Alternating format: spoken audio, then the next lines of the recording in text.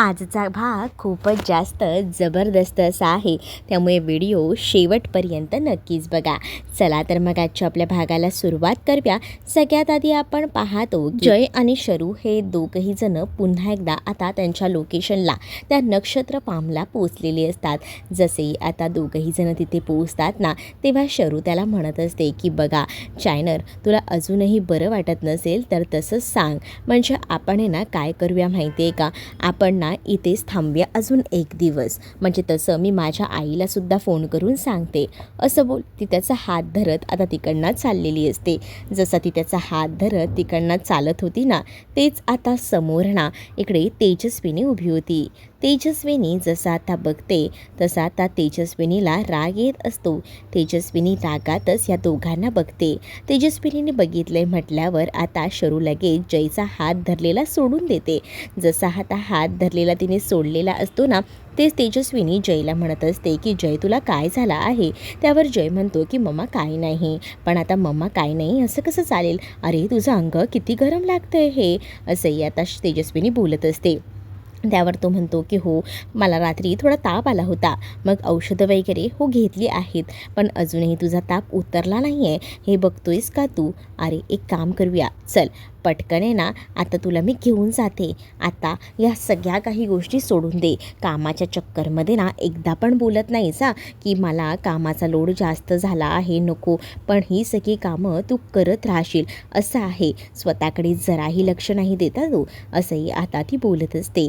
तेव्हाच ना दुसरीकडे तो म्हणत असतो की हो हो, पण मला ना पहिल्यांदा निघण्याआधी ना सगळ्या काही फॉर्मॅलिटीज ज्या आहेत त्या तर कंप्लीट करू दे. फॉर्मॅलिटीज कंप्लीट झाल्या की आपण निघूया, असंही आता त्याने सांगितलेलं असतं. तोपर्यंत तेजस्विनी बोलत असते की नको, सगळ्या फॉर्मॅलिटी मी ऑलरेडी कंप्लीट केलेल्या आहेत, चल पटकन गाडीत बस. आणि काय तुझी बॅग राहिली आहे ना, जा 2 नंबर रूम आहे ना तुझी, 2 नंबर रूममधनं फक्त बॅग घेऊन यायला मी सांगते का माणसाला, पण आता तू गाडीत बस. मग तेव्हाच ना शरू म्हणत असते सुद्धा पटकन जाऊन ये ना, माझी आता बॅग घेऊन येते. तिने आता असं म्हटल्याबरोबर तिला आता म्हटलं जातं की हो हो तू पण बॅग घेऊन ये. जय आता तेजस्विनीला सांगतो की थांब ना, तिच्यासाठी पण थांब, ती येते ना, मग आपण एकदमच जाऊया, असंही आता तो बोलत असतो. तोपर्यंत इथे तेजस्विनी म्हणते अरे तिला कुठे आपल्यासोबत, तिला जाऊ दे तिचं तिला, आपण आपलं आपलं जाऊया. ते काय आहे ना की आपण आपलं केलं तर तिला तिला येऊ दे ना दुसऱ्या गाडीने. तसंही ना तिच्या आता गाडीची दुसरी सोय मी केलेली आहे, तू आता या गाडीने चल, ती दुसऱ्या गाडीने येईल. तसंही तुला मागे झोपायचंही असेल ना, असं आता खोटं कारण का होईना तेजस्विनी सांगते. जय आता तिथून जात असताना एकदमच शरूकडे बघत असतो. त्याला आता वाटत असतं की काही झालं ना तरीसुद्धा आता आपण जे आहे ते हिला एकटीला सोडून जायला नको होतं, पण आता काय करणार, त्याच्याकडे पर्याय नव्हता. त्याच्या आईने त्याला येऊन घेऊन गेलेली होती. तेच आता त्याचं मन ना इथे शरूसाठी मात्र झुरत होतं. तेच दुसरीकडे आता पाहायला मिळत असतं की अनु जी आहे ती आता एकटक घरामध्ये बसलेली असते. तिला सारखा तो राजवीरच समोर दिसत असतो. राजवीर आता तिला सारखा सारखा ब्लॅकमेल करत असतो ना, ते तिला आता आठवत राहतं. तिला आता त्या सगळ्याचा खूप जास्त असा त्रास होत असतो, पण ती तरी काय करेल, तिच्याकडे दुसरा पर्यायही नव्हता. त्यामुळेच ना जरा आता ती टेन्शनमध्ये होती. तेच आता दुसरीकडे तिकडे ना पमा आलेली असते, आणि पमा जशी येते ना तसं आता पमा म्हणत असते की पोरींनो, काय चाललं आहे गं तुमचं, आणि तुम्हाला मी आधीच सांगून ठेवते हां, काही झालं ना तरीसुद्धा आता श्रावण सुरू झाला आहे, त्यामुळे मी नाटकं ना जराही सहन करणार नाही आहे, कळलं ना. आता जे घरात बनतं ना व्हेजिटेरियन तेच खायचं आहे हां, पुन्हा बोलायचं नाही की मला हेच पाहिजे आणि मला तेच पाहिजे करून. हो गं आई, आम्हाला माहिती आहे गं, असं आता ही मुलं जी आहेत ना ते बोलत असतात. तेच आता दुसरीकडे पाहायला मिळत असतं की शरू नुकतीच आलेली असते. शरू आल्यावर तिला आता विचारलं जातं काय गं, कसं आहे सगळं काही, ठीक तर आहे ना. मग आता झाली का बरं ट्रिप तुमची. हो हो झाली. ट्रिप कशी झाली, छान झाली ना. हो हो छानच झाली. मग आता कशी असते गं ही बिझनेस ट्रिप, जरा आम्हाला पण सांग ना गं. मग आता तिलासुद्धा त्या बिझनेस ट्रिपबद्दल सांगावंच लागतं.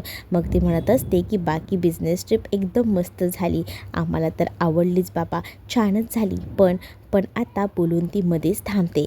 काय झालंय सांग ना. सांगितलंच नाही.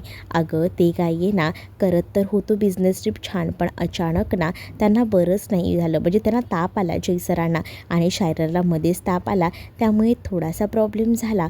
अच्छा असं झालं का. अरे मग आता त्यांना त्या गावच्या पाण्याची आणि ह्या सगळ्याची सवय नसणार ना, त्यामुळे हे सगळं झालेलं असणार आहे. हो हो, त्यामुळेच या सगळ्या काही गोष्टी झाल्यात. पण आता काय, आता तेजस्विनी मॅडम आल्या आणि त्यांना घेऊन गेल्या. अच्छा तेजस्विनी आली होती का. हो हो, तेजस्विनी आली होती आणि तीच घेऊन गेली असंही आता शरू सांगत असते.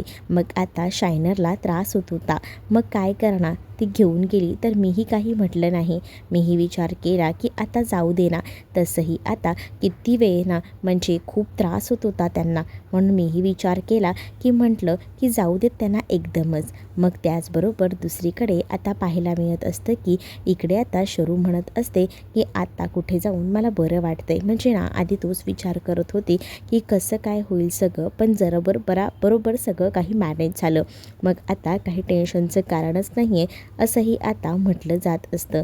जेव्हा आता ह्या सगळ्या काही गोष्टी सांगितल्या जातात, तेच आता दुसरीकडे पाहायला मिळत असतं की पम्मा म्हणत असते की बरं झालंच चल शरू आली. तेच आता दुसरीकडे सुभाष म्हणत असतात की काय गं शरू, चहा पिणार का आपला कटिंगवाला. शरू म्हणते तुम्ही बनवणार असाल ना तर पिईन.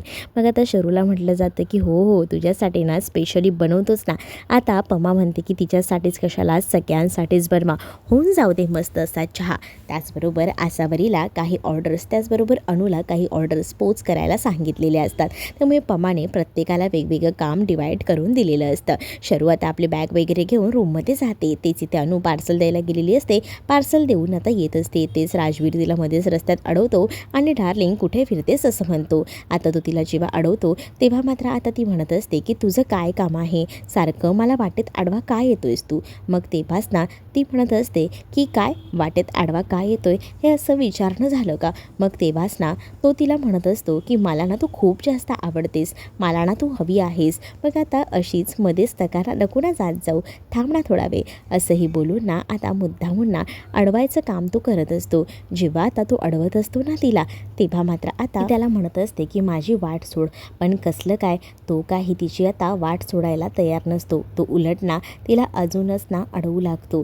जेव्हा आता तो तिला अडवतो तेव्हा ती त्याला म्हणत असते की बस झालं आता, पुरे झालं, मला ना खूप जास्त राग येतोय. अगं अजूनही तुझ्याकडे संधी आहे बघ, अजूनही माझा विचार कर. तू जर माझा विचार करणार असेल ना तर खरंच खूप बरं होईल बघ. हेही आता बोललं जात असतं. पण ती त्याला सांगते की तुझा आणि मी विचार करेन. नाही हे कधीच शक्य नाही आहे.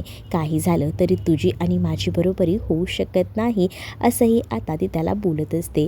जेव्हा आता ती या सगळ्या काही गोष्टी त्याला बोलते तेव्हा जाऊन तो आता तिला म्हणत असतो की तू हे नेहमीप्रमाणे असंच करते आणि मग या अशाच गोष्टी करत राहतेस ना, त्यामुळेच मग ना मला तुझा खूप जास्त राग येतो. त्यापेक्षा ना मी आता बघ, तुला जर मला मिळवायचं असेल ना तर मी तुला ना कसंही मिळवू शकतो. त्यासाठी मला काही करायला लागलं ना तरीही चालेल असंही आता तो बोलत असतो. तर दुसरीकडे मात्र या सगळ्याचा राग ना त्या अनुला येत असतो. अनु म्हणत असते की तुला काय वाटतंय, तू माझ्यासोबत काही करशील आणि मी सहन करेन का. तेच आता तिकडनं माणसांचा आवाज जातो की काय रे तिकडे काय चाललंय. त्याबरोबर रस्त्यामध्ये कोणीतरी आपल्याला पाहतंय ही अनु लक्षात घेते. अनु तिकडनं जाते, पण हा राजवीर ना पक्का आगाऊ असतो. तो म्हणत असतो की मला जर हवं असेल ना तर मी कसंही तुला मिळवेन. दुसरीकडे आता तेजस्विनी घरी आलेली असते. तिने आता जय आणि त्याचसोबत शरूला एकत्र पाहिलेलं असतं, त्यामुळे तिची खूप जास्त अशी चिडचिड होत असते. ती विचार करत असते की हे सगळं काय होऊन बसलं.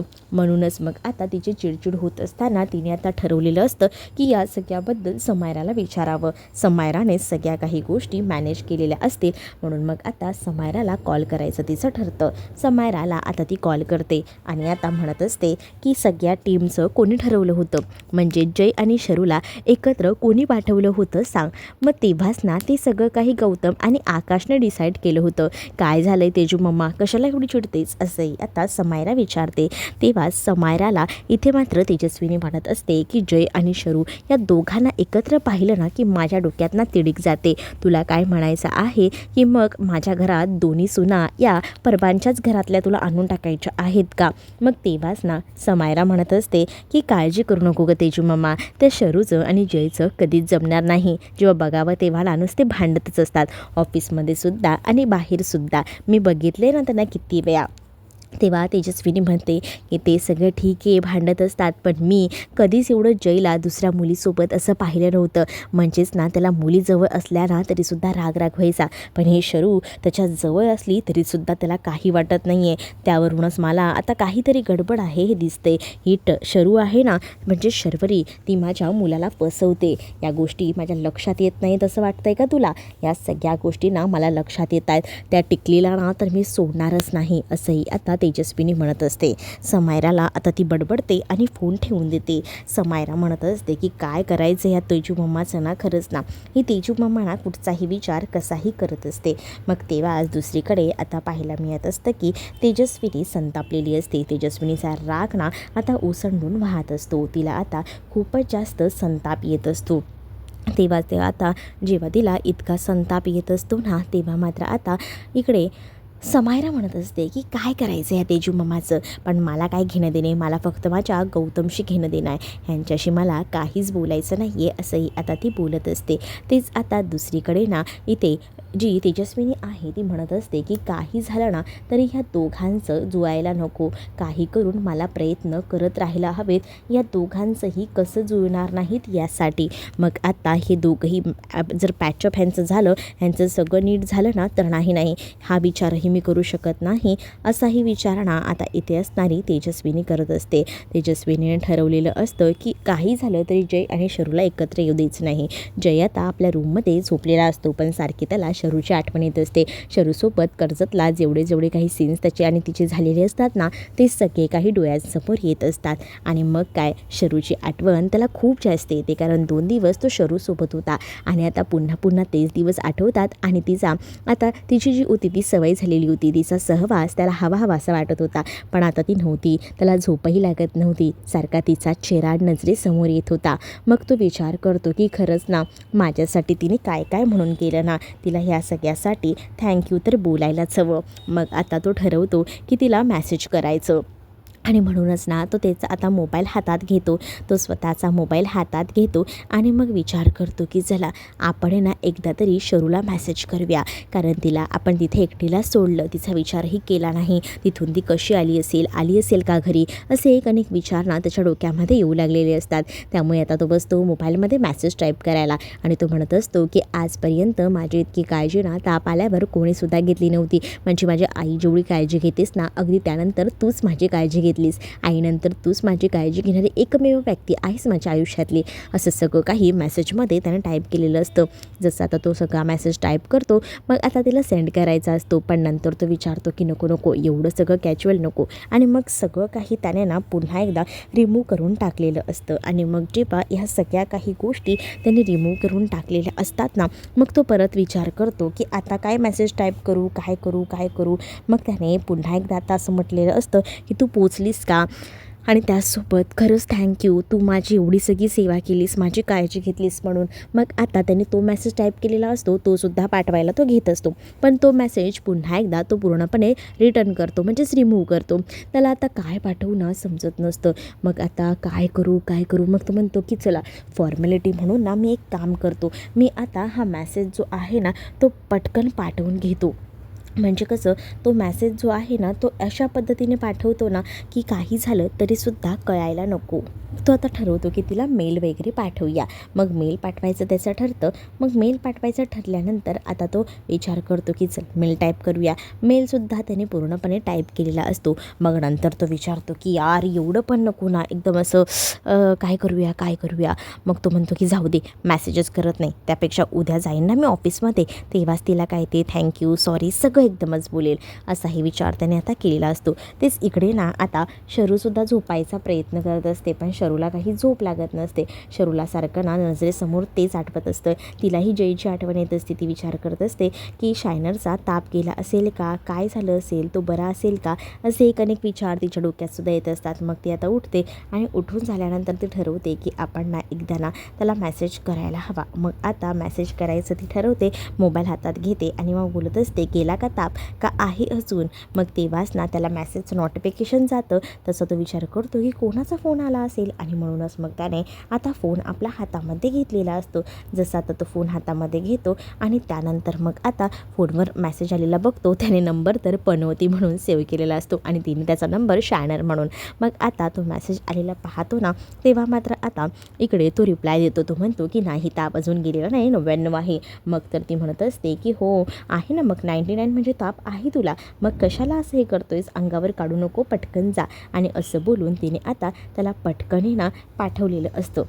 मग आता ती विचार करते आणि त्याला सांगत असते की जरा ना आराम कर, काही गरज नाही आहे एवढ्या घाईघाईत यायची, जरा आराम करशील ना तर ते बरं होईल, असंही आता तिने त्याला सांगितलेलं असतं. मग आता त्या दोघांचे मेसेज होत असतात, कारण त्याने सांगितलेलं असतं की उद्या मी येईन कामावर, माझी काही काळजी करू नकोस. मग ती म्हणत असते की काही गरज नाही आहे उद्या कामावर यायची, कळलं ना, असंही आता ती बोलत असते. मग आता ती त्याची एवढी काळजी घेते बघून ना त्यालाही खूप छान वाटत असतं. त्यानंतर मात्र ती आता त्याला म्हणत असते की जा आराम कर, म्हणजे तुला कसं बरं वाटेल ना. मग आता ती त्याला आराम करायला वगैरे सांगत असते. जशी आता ती त्याला आराम करायला सांगते ना, तसं तोही आता तिच्याकडे पाहून हसतो. तो म्हणत असतो की बघितलं का, आतासुद्धा मी हिला ना सॉरी असं बोललोच नाही, असाही विचार तो करत असतो. पण तो विचार तो करतो, जाऊ दे हिला मी नंतर सॉरी बोलेन, त्यात काय एवढं, असा विचार करून ना त्याने आता फोन वगैरे बाजूला ठेवून दिलेला असतो. पण त्याला एक छान वाटतं की तिने आपल्याला मेसेज तर केला आहे, त्यामुळे आता तो खूपच जास्त असा खुश असतो. तर तुम्हाला हा भाग